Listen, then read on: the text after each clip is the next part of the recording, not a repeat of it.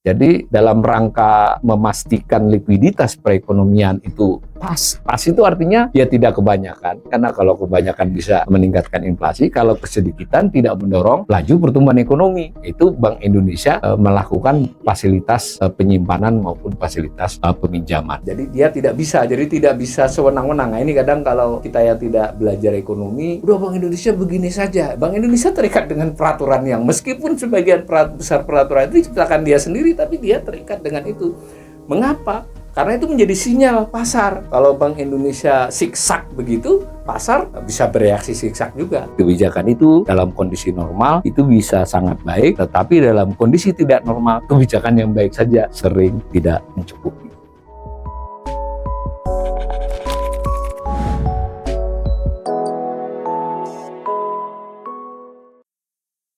Dampak krisis 98 itu antara lain menghasilkan Undang-Undang Nomor 23 tahun 1999 yang menetapkan Bank Indonesia sebagai bank sentral yang bersifat independen.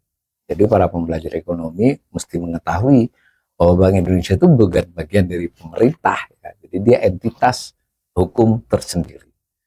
Nah, Bank Indonesia dikukuhkan menjadi otoritas moneter yang menjalankan kebijakan moneter. Jadi bukan pemerintah, bukan Kementerian Keuangan untuk kebijakan moneter, ya. Nah, tujuan utama kebijakan moneter yang dilaksanakan oleh Bank Indonesia dinyatakan sebagai beberapa berikut, ya. Antara lain stabilitas nilai rupiah, memelihara sistem pembayaran. Sistem pembayaran itu ya kan rupiah, ada sekarang ada e-wallet, ada macam-macam. Kan harus ada otoritas yang mengaturnya. Lalu serta turut menjaga stabilitas sistem keuangan.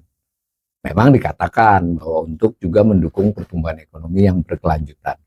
Nah, undang-undang tersebut mengalami beberapa kali perubahan, juga ada tambahan peraturan Bank Indonesia, dan terakhir ada undang-undang yang terkait erat, ya, yang nomor 4 tahun 2023 tentang pengembangan dan penguatan sektor keuangan. Nah, jadi ini menegaskan bahwa Bank Indonesia sebagai otoritas moneter yang tanggung jawab utama, tugas utamanya adalah menjaga stabilitas nilai rupiah. Nah, stabilitas nilai rupiah terhadap barang, berarti ya kan, terhadap harga barang maupun terhadap valuta asing, nilai tukar namanya. Nah, dalam melaksanakan tugasnya, Bank Indonesia antara lain memiliki instrumen, ingat kita sudah pernah kajian ya, bahwa Bank Indonesia ini regulator, pengawas, sekaligus pelaku. Nah, dalam konteks pelaku dia memiliki operasi moneter. Jadi operasi moneter caranya bagaimana? Operasi moneter ini antara lain dengan mengendalikan suku bunga di pasar uang antar bank overnight. Lalu terutama itu, tetapi kita juga sudah nanti akan tahu bahwa prosesnya ada beberapa teknisnya ya. Nah, pengelolaan di likuiditas di pasar uang rupiah berarti lebih luas dari overnight tadi. Dari POAB overnight, tapi pasar uang keseluruhan yang kita sudah pernah uraikan sedikit, itu bisa bersifat absorpsi likuiditas. Apa maksudnya? Maksudnya Bank Indonesia berusaha mengurangi jumlah uang yang beredar di perekonomian. Dia tarik, bisa juga menginjeksi. Nah, itu kan berarti Bank Indonesia memiliki pertimbangan-pertimbangan dan juga memiliki instrumen untuk menarik dan menginjeksi. Nah, itu terkait dengan pasar uang rupiah. Kalau terhadap pasar uang falas, itu juga sama, dia bisa melakukan intervensi, bisa sebagai pelaku transaksi falas. Nah, tetapi sebagaimana kajian kita terdahulu, Bank Indonesia mengaku dia melakukannya harus mempertimbangkan pasar, mengarah kepada fundamentalnya, jadi tidak maksa lah begitu. Nah, semacam itu. Jadi intervensinya juga terbatas. Nah, tadi sudah kita katakan operasi moneter itu pada dasarnya terdiri dari dua kelompok besar. Satu, operasi pasar terbuka, yang kedua namanya standing facilities. Nah, operasi pasar terbuka itu kegiatan transaksi di pasar uang dan pasar valuta asing. Sebenarnya penamaan dan ini untuk menguatkan saja, di dalam pasar uang ada pasar uang rupiah dan ada pasar uang falas. Bank Indonesia melakukan absorpsi, sifatnya tadi menyerap likuiditas itu dilaksanakan dengan cara OPT reguler dan OPT non reguler. Jadi mungkin untuk kebutuhan imajinasi kita bisa membayangkan operasi pasar ini seperti operasi pasar minyak goreng misalnya, seperti itu, tetapi ini lebih rumit.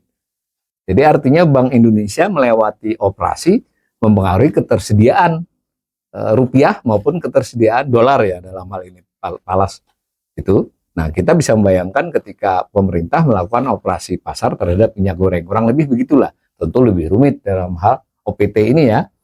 Nah, yang reguler ini terjadwal rutin melalui lelang, dan setiap lelang belum tentu ada peminatnya. Nah, ini juga dinamika peminat lelang ini. Misalnya Bank Indonesia melakukan lelang rupiah maupun falas lah dalam hal ini, misalnya menawarkan untuk penyimpanan falas atau menawarkan falas dalam bentuk lelang.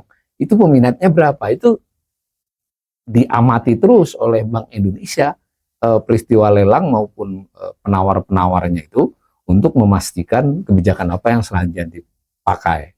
Saya ulangi sekali lagi, OPT falas itu bisa intervensi falas melalui transaksi spot, bisa forward, bisa transaksi DNDF. Jadi pada dasarnya Bank Indonesia cukup aktif di pasar falas. Malah ada instrumen-instrumen pendukung seperti swap, term deposit. Nah, term deposit TD ini yang sekarang kita banyak bicarakan di publik ya. Term deposit untuk devisa hasil ekspor. Artinya Bank Indonesia melakukan beberapa kali perbaikan. Kalau orang naruh, orang dalam ini korporasi terutama ya, menaruh devisa hasil ekspornya dapat insentif apa? Meskipun dari sisi para pelaku kadang bilang itu insentifnya nggak seberapa dan seterusnya. Yang penting kajian kita ingin mengatakan Bank Indonesia melakukan OPT dan intervensi terhadap kondisi pasar falas. Nah, lalu ada yang standing facilities dan deposit facilities, terutama ini terkait rupiah ya. Jadi dalam rangka memastikan likuiditas perekonomian itu pas itu artinya ya tidak kebanyakan, karena kalau kebanyakan bisa meningkatkan inflasi, kalau kesedikitan tidak mendorong laju pertumbuhan ekonomi. Itu Bank Indonesia melakukan fasilitas penyimpanan maupun fasilitas peminjaman. Nah, ini saya untuk imajinasi saya tunjukkan, ini saya ambil dari Bank Indonesia. Nah, Bank Indonesia itu membuat pengumuman begini, ini bisa dibaca oleh kita. Silakan saudara-saudara ngecek di webnya Bank Indonesia. Operasi pasar terbuka rupiah itu yang ada yang konvensional, ada yang syariah. Maksudnya berprinsip syariah ya, karena kan nggak boleh kan, syariah ada aturannya. Anggap aja kita lihat yang konvensional ini. Jadi penerbitan surat berharga Bank Indonesia SBI.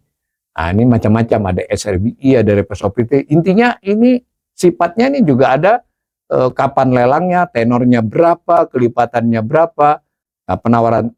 Prinsipnya, saya ulangi sekali lagi, Bank Indonesia bermaksud bisa menarik uang, bisa menawarkan uang. Rupiah ya, jadi nambahi.